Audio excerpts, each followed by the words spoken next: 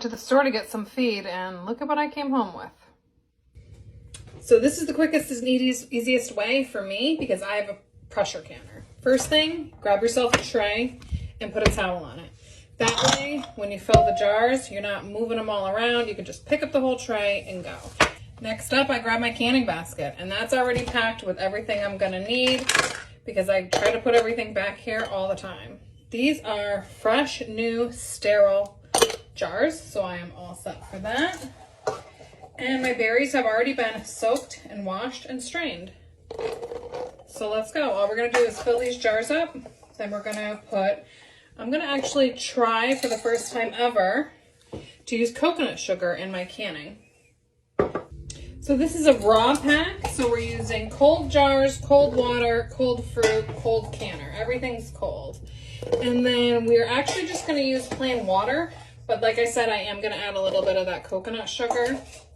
And I am going to use this for blueberry pancakes, for blueberry muffins, for more like things that I want blueberries in their whole state.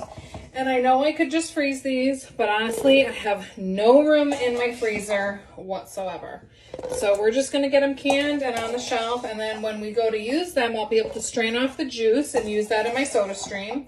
And we'll be able to use the blueberries in cooking. I'm not even measuring. This is probably a little bit less than a teaspoon for these pints. These are going to process for 8 minutes at 5 pounds of pressure for my altitude, which is under 1,000. All right, since this is only going to take me a minute, I just turned my canner on. But we're going to fill these up to 1/2 inch of headspace, and we're going to have to debubble these just because there's a lot of pockets. Debubbling is just ensuring that there's not a lot of air pockets that are left in here, because if there was, then you'd get a lot of seepage because there would be too much air and it would force a lot of the liquid out. Another way to debubble is to kind of like give it a couple shakes.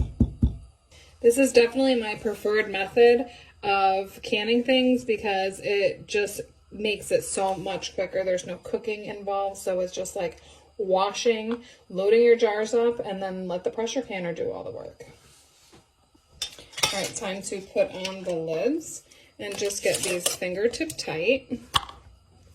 And I'm gonna give these a little shake because if not, all the sugar goes straight to the bottom.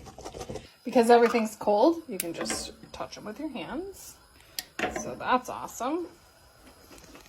As usual, I checked my vent hole, lubed up the rim, got this on going crosswise. Now it's going to come up to temperature. Once it gets to temperature, we're going to vent this for 10 minutes. And here we go. We're going to put on the weight and we're going to let it build to 5 pounds of pressure.